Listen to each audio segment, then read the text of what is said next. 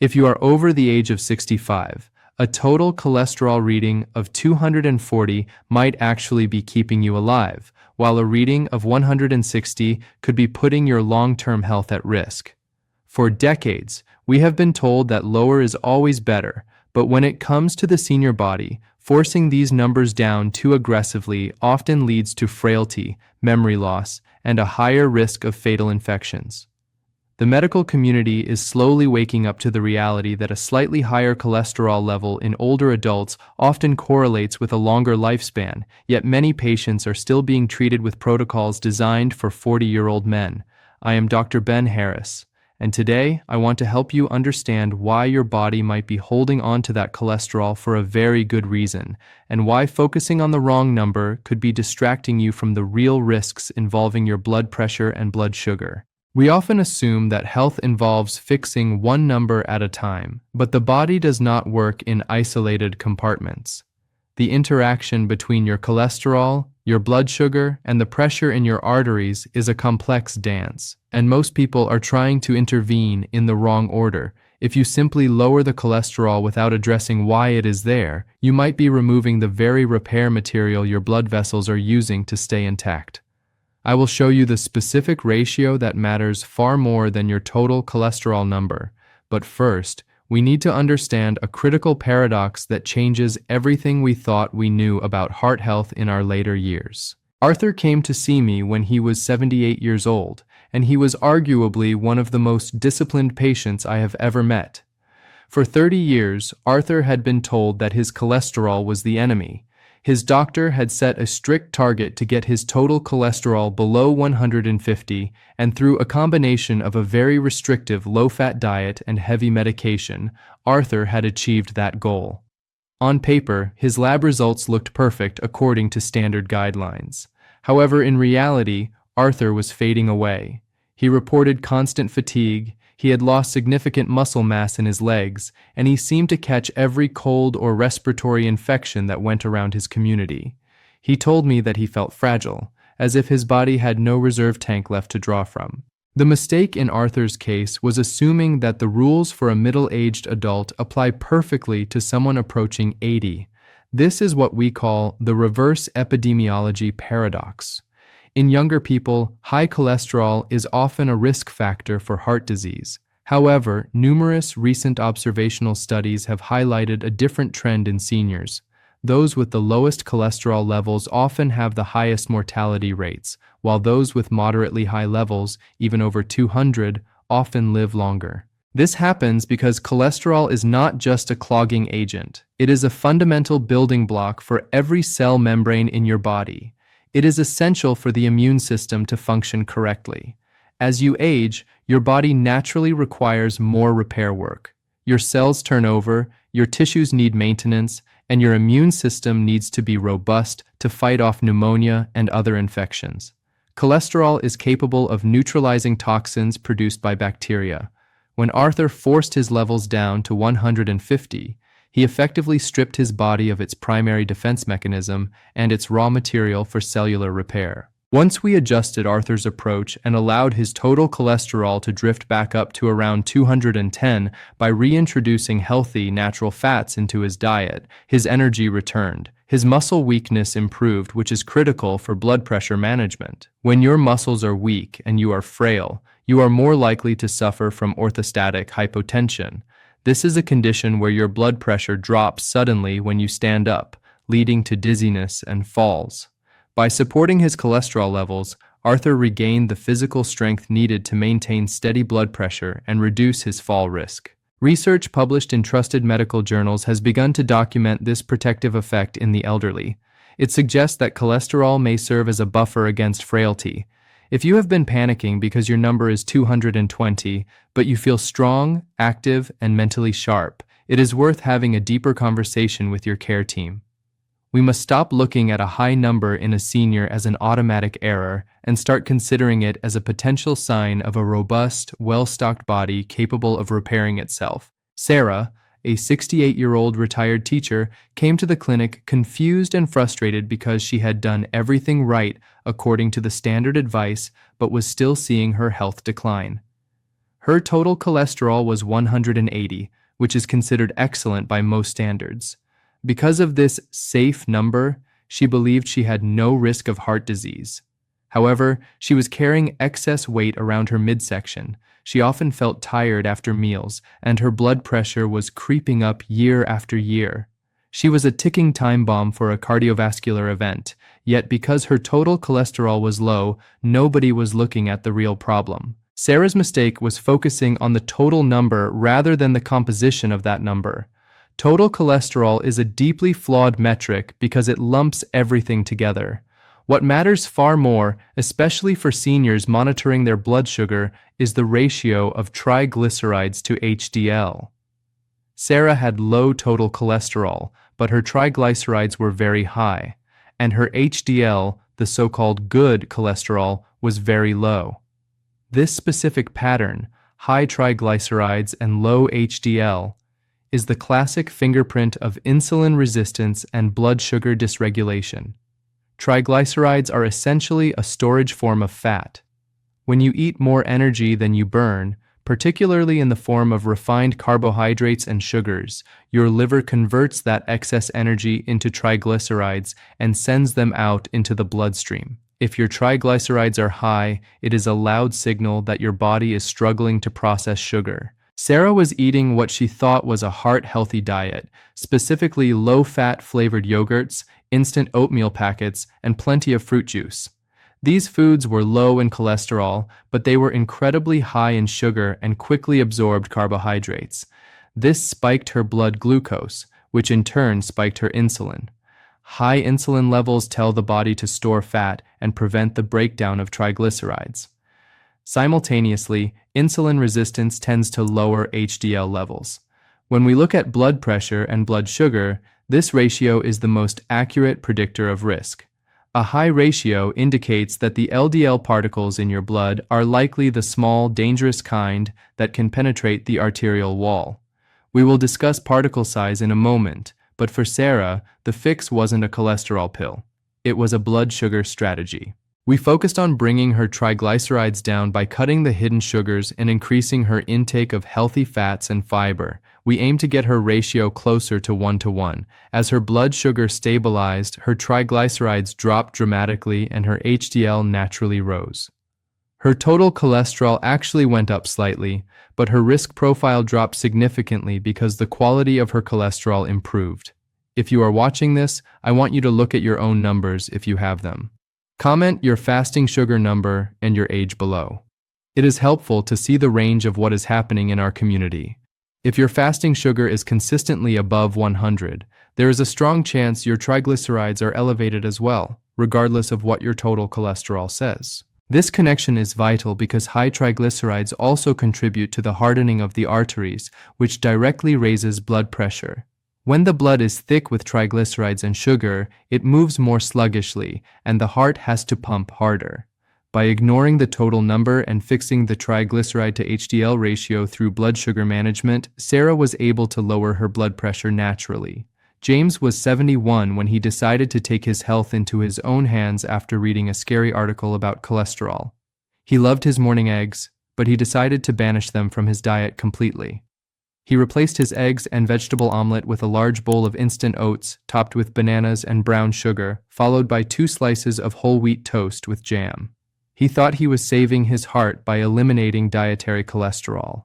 6 months later, his blood work showed that his risk markers had worsened, and he had developed new issues with blood pressure spikes. James's situation illustrates a critical misunderstanding about LDL particle size. For years, we thought of LDL simply as bad cholesterol. We now know it is much more nuanced. Imagine LDL particles come in 2 distinct sizes. You have large buoyant particles, and you have small dense particles. The large buoyant particles are generally harmless. They float through the bloodstream and do not easily jam themselves into the arterial walls. The small dense particles, however, are very prone to oxidation and can easily penetrate the lining of the blood vessels, causing plaque buildup. Here is the connection that James missed. Dietary cholesterol, like the kind found in eggs, does not significantly raise the amount of small, dense LDL in most people. In fact, Eggs often raise the large buoyant LDL and the protective HDL. What causes the formation of the dangerous, small, dense LDL is sugar and refined carbohydrates. When James switched from a protein and fat breakfast to a high-sugar, high-starch breakfast, he spiked his blood glucose every morning. High glucose levels lead to a process called glycation, where sugar molecules bond to proteins and fats, including LDL particles. This damages the LDL, making it smaller and denser. By trying to avoid cholesterol, James was actually manufacturing the exact type of toxic cholesterol that causes heart attacks simply by increasing his sugar load. To fix this, we need to apply a same-day lever that helps you manage blood sugar and, by extension, cholesterol quality. This is often called the clothing carb rule or meal sequencing. The rule is simple: never send carbohydrates into your stomach naked. If you eat carbohydrates alone, like toast or oatmeal, they turn into glucose rapidly. Instead, you must clothe your carbohydrates with fiber, protein, or fat. James went back to eating eggs, but he added spinach and avocado. If he wanted oats, he ate them after his eggs, not before, and he added crushed nuts to slow down the absorption.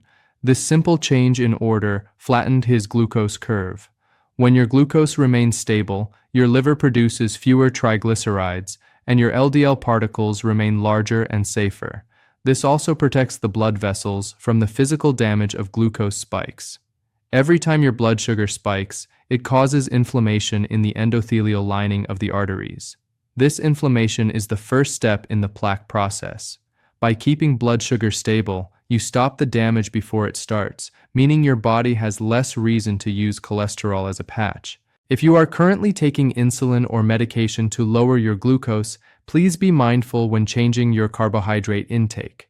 A reduction in carbs can lead to lower blood sugar readings, so you must monitor closely to avoid hypoglycemia. However, for most seniors, prioritizing protein and healthy fats over naked carbohydrates is the single most effective way to improve the quality of your cholesterol particles. Martha, at 74, was a woman who worried deeply about every number on her medical chart. She monitored her cholesterol religiously, panicking if it went up by 5 points. Yet, while she was fixated on this lipid number, she was completely ignoring her blood pressure volatility. She admitted that she only checked her blood pressure when she went to the doctor, and it was always high there, but she assumed it was just nerves. Meanwhile, at home, she experienced headaches and moments of flushed heat, which were clear signs of unregulated pressure. Martha's story highlights a fundamental truth about arterial health. Cholesterol usually only sticks to damaged arteries. Think of your arteries as the pipes in your home. If the pipes are smooth and strong, things flow through them easily. If the pipes are scratched, damaged, or rough on the inside, debris gets caught. High blood pressure is the force that scratches the inside of your arteries. When blood pressure is high or volatile, swinging up and down, it creates micro tears in the delicate endothelial lining of the blood vessels. The body, sensing this damage, sends cholesterol to the site to patch the tear, much like using spackle on a crack in the wall. The cholesterol is not the attacker, it is the repair crew. But if the damage continues because the blood pressure remains high, more and more cholesterol accumulates, eventually forming a blockage. Martha was trying to stop the repair crew, cholesterol, without stopping the damage, blood pressure. We had to shift her focus entirely. The first step was getting an accurate picture of what her blood pressure was actually doing, because the readings at the doctor's office were unreliable due to her anxiety. We implemented a strict home measurement protocol, which is essential for anyone over 60 using a home cuff. Accurate measurement is not just about wrapping the cuff and pressing a button. There are variables that can skew the reading by 10 or 20 points. First, the cuff size must be correct. If the cuff is too small for your arm, it will artificially raise the reading. It should fit significantly above the elbow, directly on the skin, not over a sweater or shirt sleeve. Second, the timing and posture are non-negotiable. You must be seated for at least 5 minutes in total silence before the reading. Talking raises blood pressure. Your back must be supported by a chair and your feet must be flat on the floor. Crossing your legs can raise systolic pressure by up to 8 points. Third, Never rely on a single reading. Take 3 readings, spaced 1 minute apart, and average the last 2. The first reading is almost always high due to the act of sitting down and preparing. Once Martha started doing this properly, we realized her average home pressure was consistently around 150/90. This was the real threat. By addressing her blood pressure through hydration, stress reduction, and checking her sodium sensitivity, her arteries stopped sustaining daily damage. Consequently, her body had less need to rush cholesterol to the site of injury. This is why recent studies are emphasizing the health of the arterial wall over the concentration of cholesterol in the blood. If your endothelium is smooth and your blood pressure is controlled, even higher levels of cholesterol will simply flow past without sticking. But if you have low cholesterol and high, unmanaged blood pressure, you are still at significant risk because the mechanical stress on the vessels is constant. It is important to note safety here. If you ever experience a hypertensive crisis, where blood pressure is 180/120 or higher, accompanied by chest pain, shortness of breath, or weakness, this is an emergency. But for the daily management of numbers like 150, accurate measurement and lifestyle adjustments are your most powerful tools. We have covered the importance of cholesterol for the aging immune system, the critical triglyceride ratio, the impact of sugar on particle size, and the role of blood pressure in arterial damage.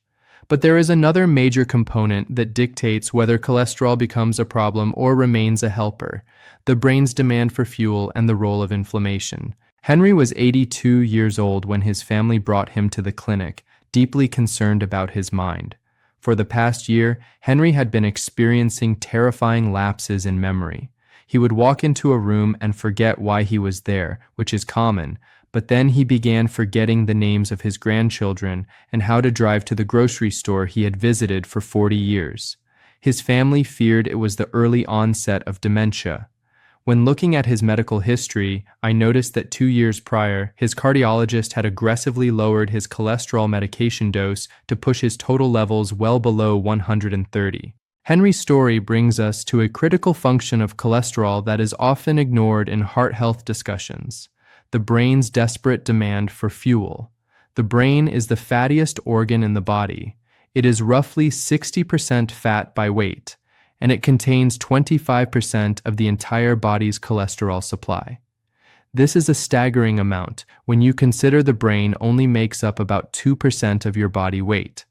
Cholesterol is the essential insulation for your neurons. Think of your nerves like electrical wires. If the rubber coating on a wire wears down, the signal shorts out or gets lost. In the brain, this coating is called myelin, and it is made largely of cholesterol.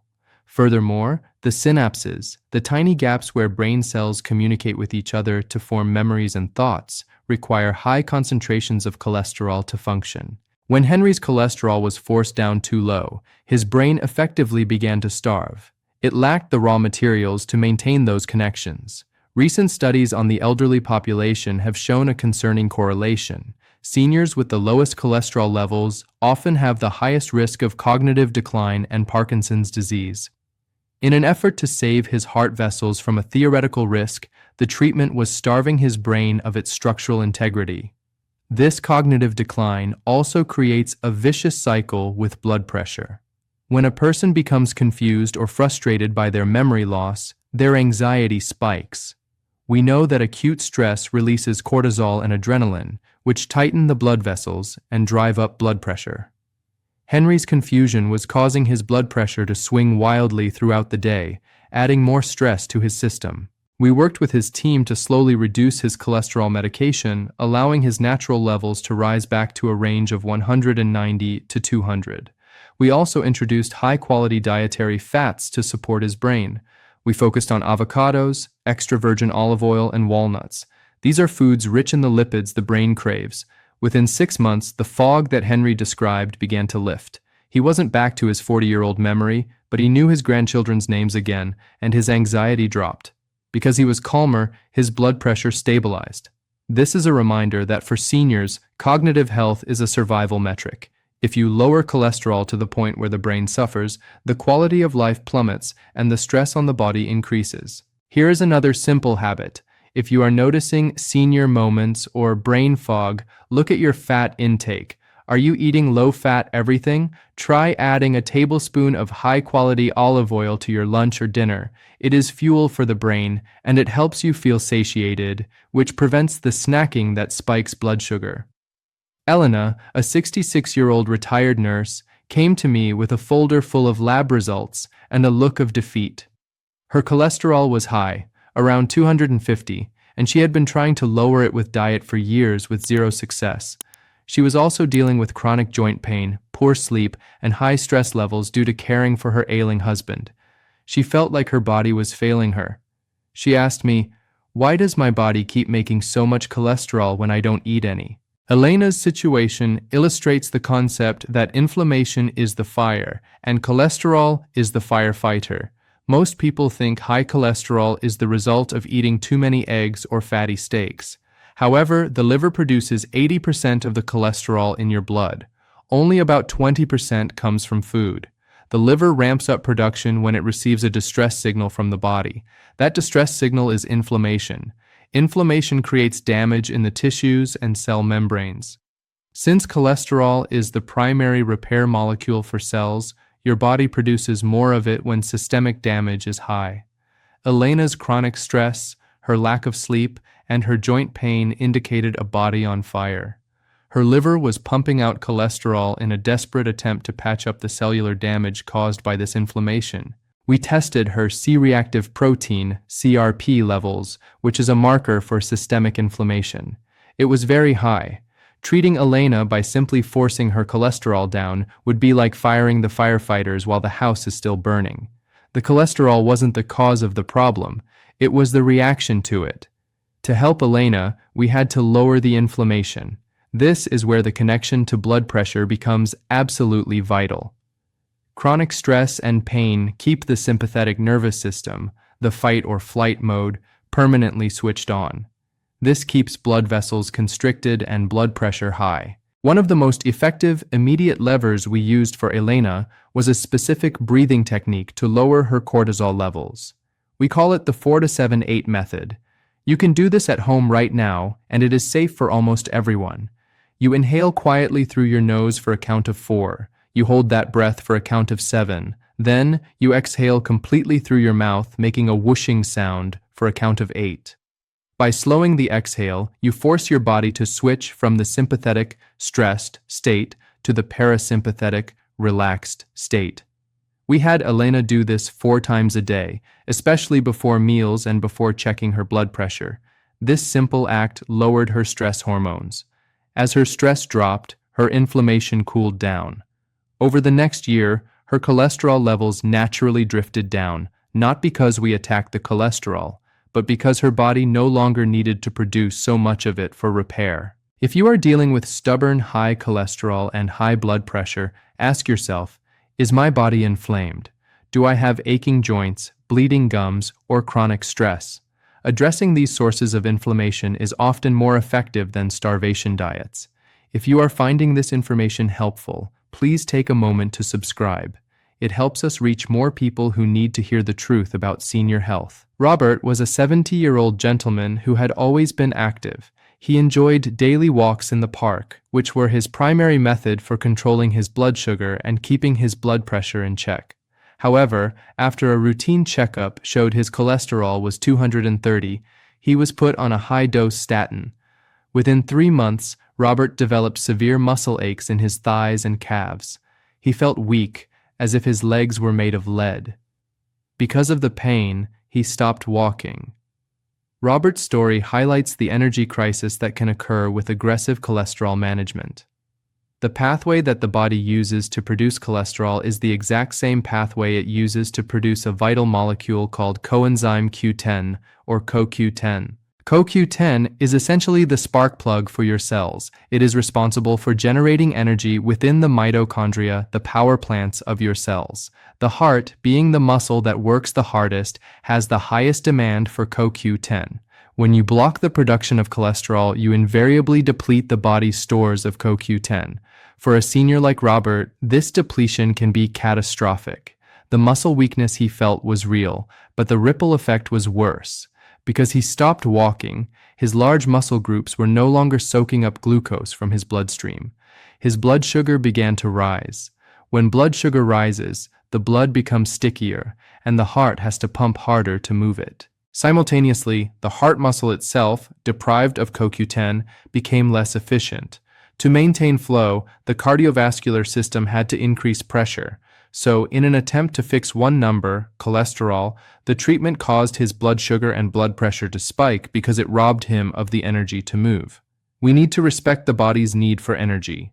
If you are taking medication to lower cholesterol and you feel muscle weakness or fatigue, do not just accept it as old age. It is a specific biochemical side effect. Robert discussed this with his doctor, and they adjusted his treatment while adding a CoQ10 supplement to replenish his levels. Once his energy returned, Robert resumed his walks. The movement lowered his blood sugar naturally. The walking expanded his blood vessels, lowering his blood pressure. His cholesterol came up slightly when the medication was reduced, but his overall health risk dropped dramatically because he was active and metabolically healthy again. This supports steadier readings across the board. If you are unable to move because of pain or weakness, that is a far greater risk to your longevity than a cholesterol reading of 220. Linda, at 75, presented a confusing case. She had very low cholesterol, yet a scan of her heart showed significant calcification in her arteries. She was terrified because she had been told that cholesterol causes plaque, so she couldn't understand why she had plaque when her cholesterol was so low. Linda's case introduces us to the calcium conundrum and the critical role of vitamin K2. We often think of plaque as just grease clogging a pipe, but stable plaque is actually largely made of calcium.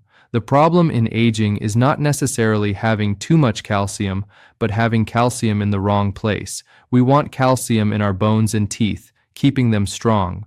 We do not want calcium in our arteries and heart valves, making them stiff. There is a traffic cop in the body responsible for directing calcium to the right place. That traffic cop is vitamin K2. Without enough vitamin K2, calcium drifts out of the bones, leading to osteoporosis, and settles in the arteries, leading to hardening of the arteries. Linda ate a very clean diet, mostly lean chicken and vegetables, but she avoided all animal fats because she feared cholesterol. Unfortunately, vitamin K2 is a fat-soluble vitamin found primarily in fatty foods like hard cheeses, egg yolks, and certain fermented foods. By avoiding all fat, she was deficient in K2. Furthermore, Linda had a sweet tooth. She loved fat-free cookies and sweet tea. High blood sugar damages the endothelial lining of the arteries. Think of sugar as sandpaper roughening the inside of the vessel. When the vessel is damaged, calcium gets snagged there. We had to change Linda's strategy entirely. We focused on stabilizing her blood sugar to stop the sandpaper effect. This is a long-term lever, protecting the endothelial lining.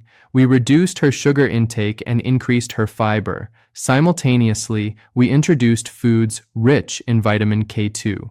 We added soft-boiled eggs with the yolk and aged cheeses to her diet. For those who cannot get enough from food, supplements are an option, but food sources are often better absorbed. As her vitamin K2 levels improved, her body began to direct calcium more efficiently. While we cannot easily remove existing calcification, we can stop the progression. The most important result was that her arteries retained their flexibility. Flexible arteries absorb the shock of the heartbeat, keeping blood pressure normal. Stiff, calcified arteries force the pressure up with every beat. Linda learned that eating the right fats wasn't the enemy, it was the vehicle for the vitamins that saved her arteries. Margaret was 72 when she came to my office, bundled up in a heavy coat even though it was mid-July.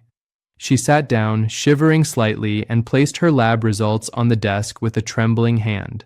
Her cholesterol was 260, and her doctor was insisting on immediate high-dose medication. But Margaret had other complaints that she felt were being ignored. Her hair was thinning rapidly, her skin was dry and cracked, she was constantly constipated, and she had gained 15 pounds despite having a very low appetite. She felt sluggish, both physically and mentally. Margaret's story exposes one of the most common mimics of heart risk in the elderly. an underactive thyroid, or hypothyroidism. The thyroid is the master regulator of your metabolism. It dictates how fast every cell in your body burns energy. When the thyroid slows down, everything slows down, including the processing of cholesterol. Here is the connection that is often missed. The body needs thyroid hormone to activate the LDL receptors on the liver. These receptors are like little catcher's mitts that grab LDL cholesterol from the bloodstream and pull it into the liver to be processed or excreted. When thyroid hormone is low, these receptors go to sleep. They stop catching the LDL. As a result, the cholesterol stays in the blood, drifting around, and the numbers on your lab test shoot up. For Margaret, the high cholesterol wasn't the disease. It was a symptom of a slow metabolism. Treating her with cholesterol-lowering medication would have masked the symptom while leaving the root cause, her failing thyroid, untouched. This is dangerous because an untreated thyroid issue also affects the heart muscle, making it pump with less force, which can lead to a specific type of heart failure where the heart becomes flabby and weak. Furthermore, hypothyroidism creates a unique blood pressure problem. Because the blood vessels lose their elasticity and the heart beats slower, the diastolic pressure, the bottom number, often creeps up, narrowing the pulse pressure. This puts a different kind of strain on the arterial walls. We ran a full thyroid panel on Margaret, not just the standard TSH, but also free T3 and free T4. Her T3, the active hormone, was critically low. Instead of a statin, we supported her thyroid with specific nutrients like selenium from Brazil nuts and iodine from sea kelp, and she worked with her endocrinologist to adjust her thyroid medication.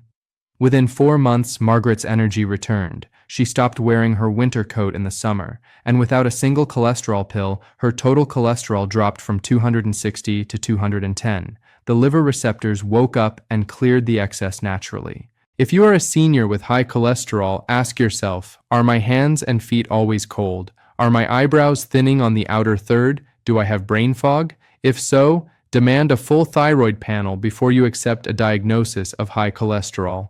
David, a 69-year-old retired accountant, was proud of the changes he had made to his diet. He had cut out all desserts, cakes, and cookies. Yet, his blood work showed high triglycerides, high blood sugar, and a liver enzyme count that suggested his liver was irritated. He was confused. "Dr. Harris," he said, "I only eat healthy food. I start every morning with a large glass of fresh squeezed orange juice, and I snack on dried figs and dates all day." David's mistake reveals the fruit juice trap and the specific role of the liver in managing blood sugar and cholesterol. David had a condition called non-alcoholic fatty liver disease, NAFLD, which is incredibly common in seniors, but often undiagnosed until it affects metabolic markers. The problem was fructose. While fruit is healthy in moderation due to fiber, fruit juice and dried fruits are concentrated sources of fructose. Unlike glucose, which can be used by every cell in your body for energy, fructose can only be processed by the liver. When you flood the liver with liquid fructose, like orange juice, the liver gets overwhelmed.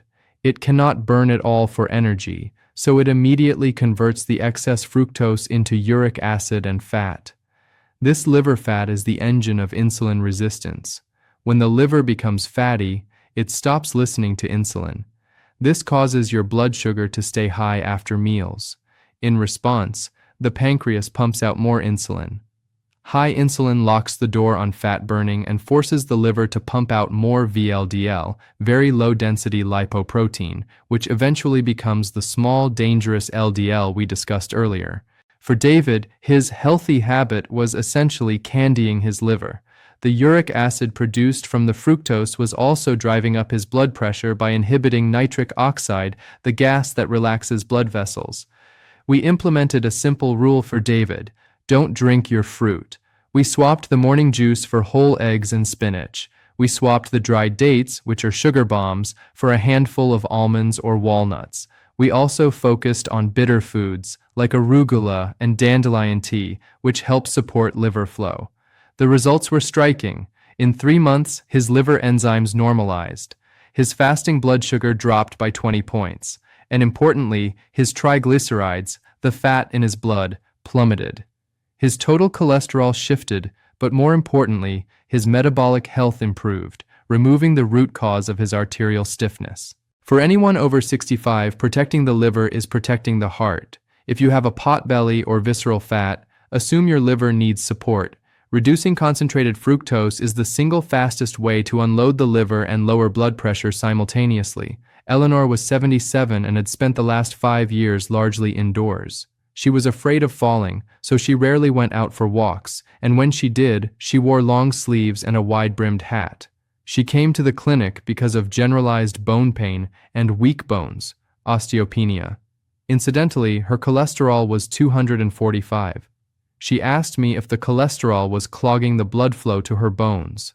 Eleanor's case highlights the beautiful and misunderstood relationship between sunlight, vitamin D, and cholesterol. We often forget that cholesterol is not just a structural molecule, it is a raw material. Specifically, it is the precursor to vitamin D. When sunlight, specifically UVB rays, hits your skin, it converts the cholesterol stored in your skin cells into vitamin D3. This is a crucial biological pathway. If you never go in the sun, that conversion process never happens. The cholesterol that was waiting in the skin to be used starts to accumulate.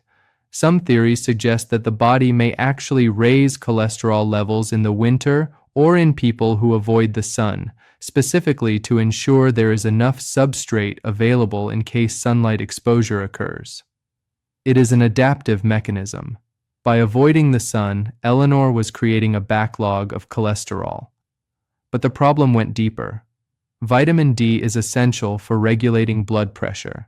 It acts on the renin-angiotensin system, a hormone system that controls blood volume and arterial constriction. Low vitamin D is strongly linked to hypertension and arterial stiffness.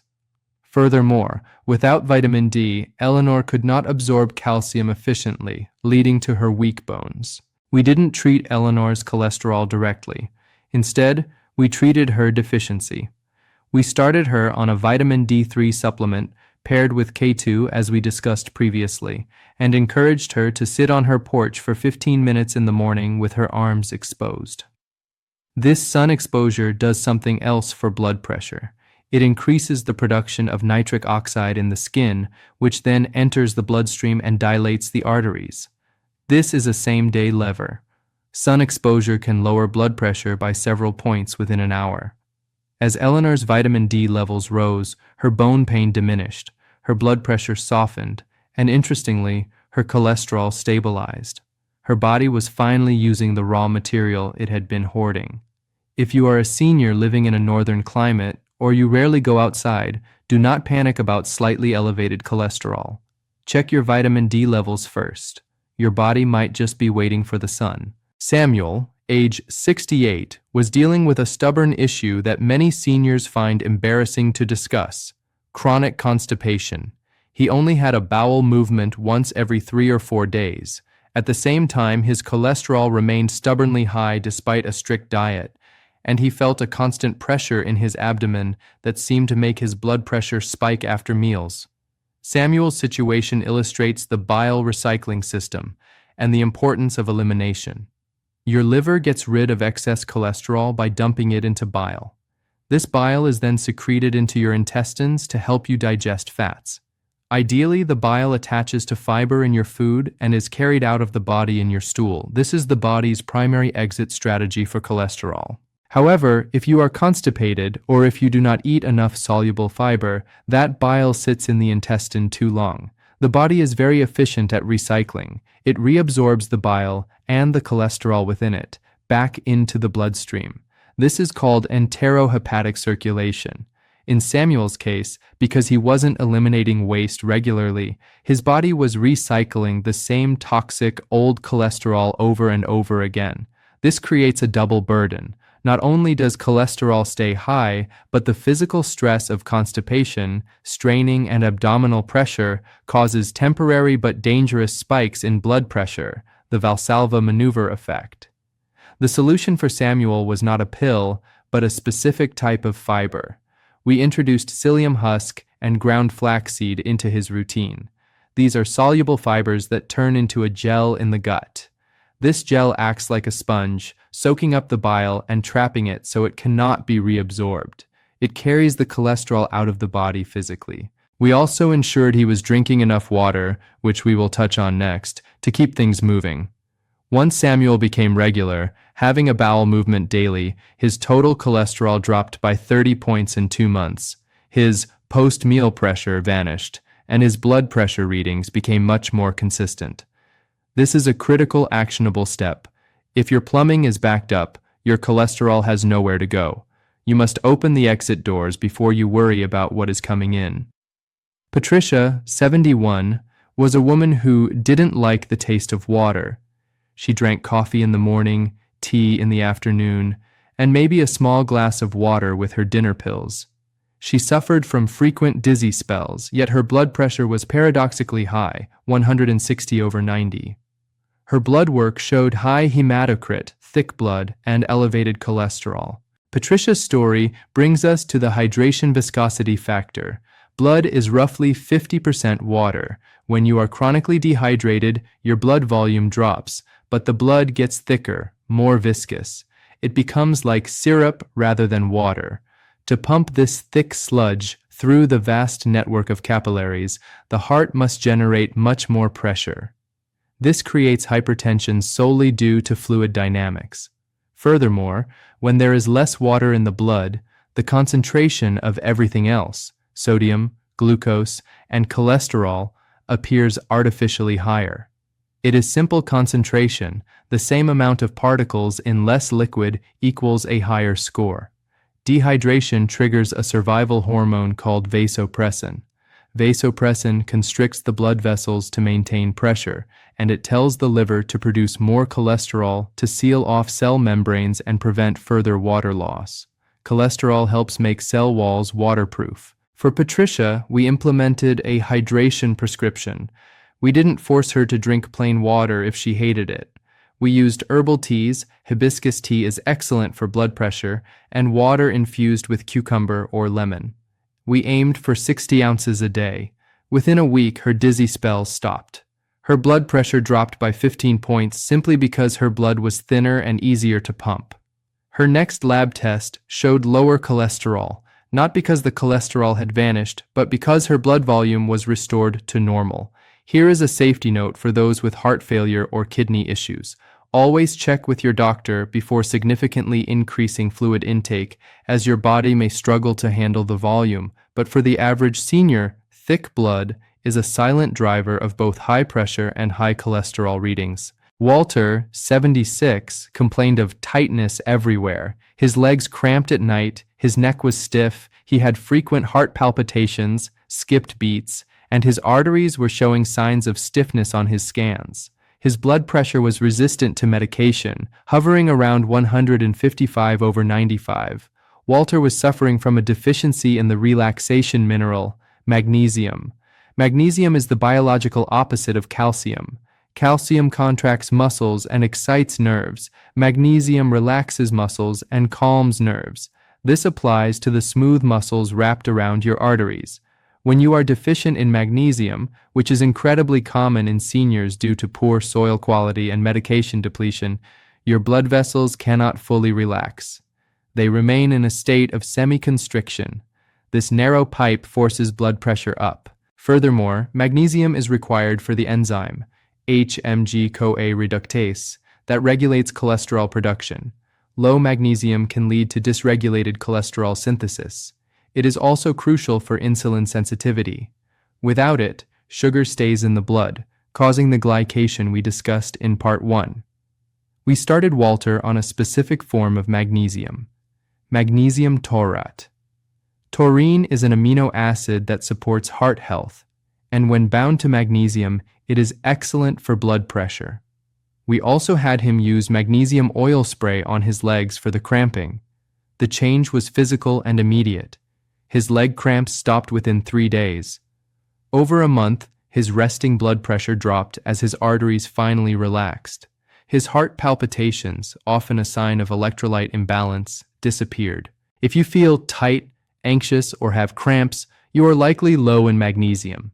Adding magnesium-rich foods like pumpkin seeds, spinach, and almonds again, avoiding salt, is a foundational step for arterial flexibility.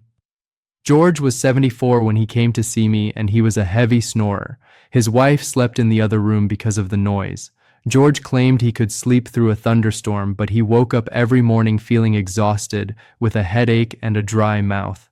His morning blood pressure was terrifyingly high, sometimes 170/100, though it dropped later in the day. His cholesterol and blood sugar were climbing steadily year over year. George was suffering from obstructive sleep apnea. This is the silent spike that ruins metabolic health.